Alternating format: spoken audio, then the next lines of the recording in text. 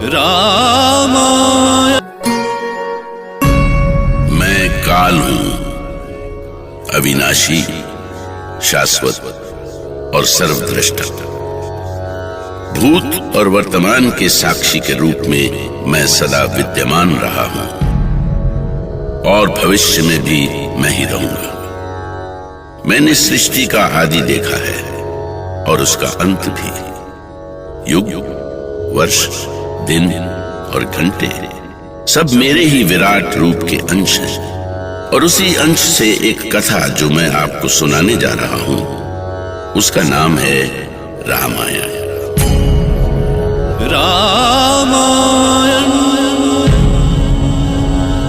रामायण एक ऐसी कथा जिसको सुनने भर से ही जन्म जन्म के दुख मिट जाते हैं, पाप कट जाते हैं। जिस कथा के नायक हैं प्रभु श्री राम। कमल जैसे नयनों वाले श्री राम पाप का नाश करने वाले हैं, शरणागत का दुख हरने वाले हैं। कैसी अद्भुत लीला है उनकी। राम की जो लीला मैंने देखी है वो राम के जन्म से भी बहुत पहले आरंभ हो चुकी थी।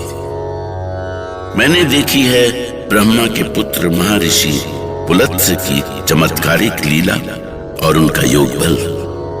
मैंने देखा है पुलत्स्य के पुत्र विशर्वा का तपोबल और साक्षी रहा हूं उनके पुत्र लंकापति रावण के उदय और अस्त का।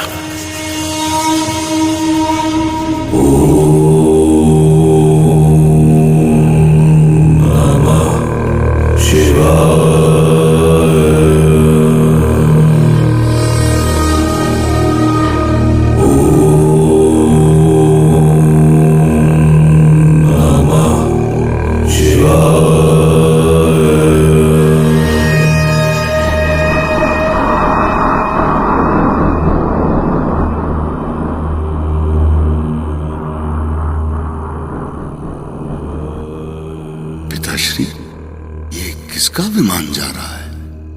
पुत्र, ये विमान कुबेर का है। तो ऐसा विमान मेरे पास क्यों नहीं है? कुबेर अलकापुरी के सम्राट है पुत्र, इसलिए उसके पास विमान है। और विमान तो शासकों के पास ही शोभा देते हैं। एक भाई अलकापुरी का सम्राट बनकर विमान पर विचरण करे और दूसरे भाई की आश्रम में जीवन की साधारण आवश्यकता भी ना पूरी। ये कैसा न्याय है पिताश्री? अपने ही पुत्रों में ऐसा भेद क्यों किया आपने? ये भेद मैंने नहीं किया। कुबेर ने देवताओं को प्रसन्न करके धनपति का पद प्राप्त किया है। भले ही उसने देवताओं के चरणों पर गिरकर सत्ता प्राप्त की हो, पर मेरे पास शक्ति है और मैं शक्ति के बल पर सत्ता को छीन लेने पर विश्वास करता हूं। इसलिए अब कुबेर की सत्ता पर मेरा अधिकार होगा। और यदि देवता मेरी विजय के रास्ते में आए तो वो भी मेरे क्रोध से नहीं बचेंगे। कोई नहीं बचा सकेगा उन्हें। रावण ने अपने अहंकार में चूर होकर केवल कुबेर और देवताओं की ही नहीं, यमराज की भी सत्ता छीन ली। एक दिन उसने यमराज को चुनौती देते हुए यमलोक पर आक्रमण कर दिया। तू मृत्यु का स्वामी है ना यमराज, तो बचा ले अपने आप को, बचा ले अपने सिंहासन को।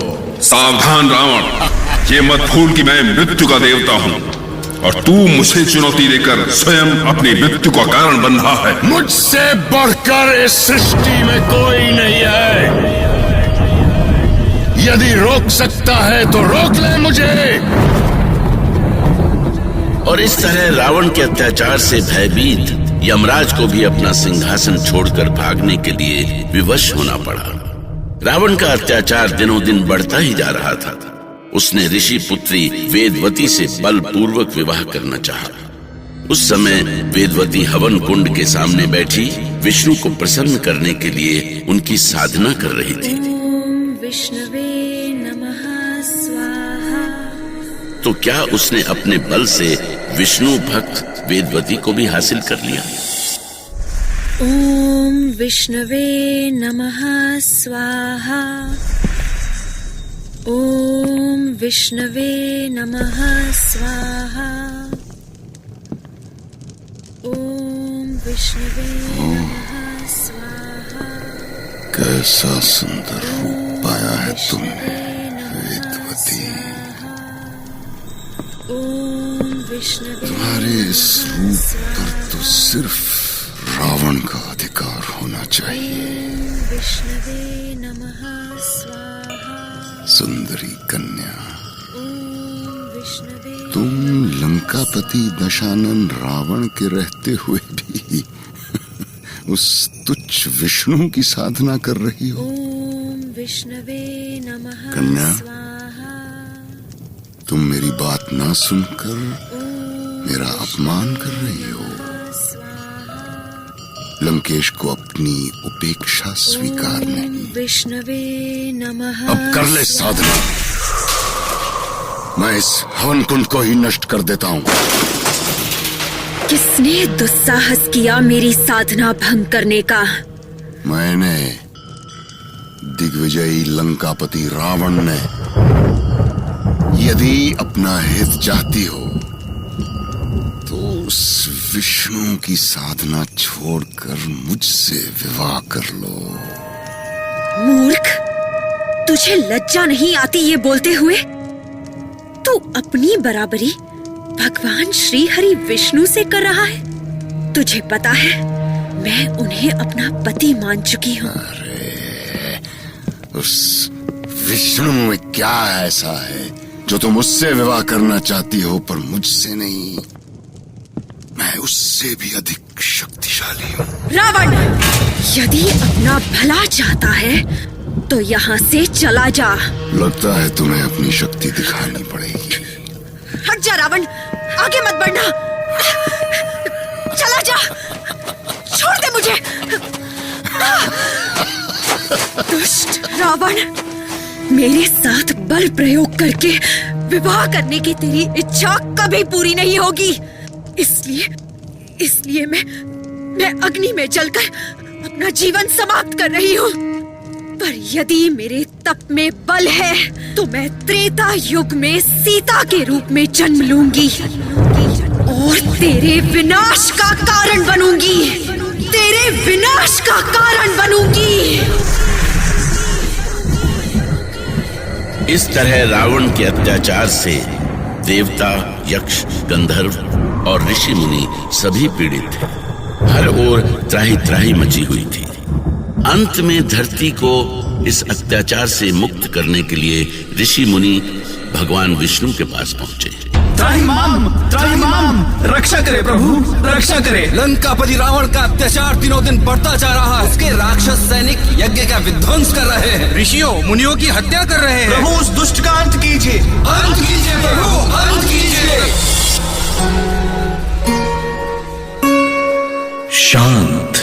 शांत हो जाएं आप सब। अब दशानन रावण का अधर्म और अत्याचार चरम सीमा पर पहुंच गया है।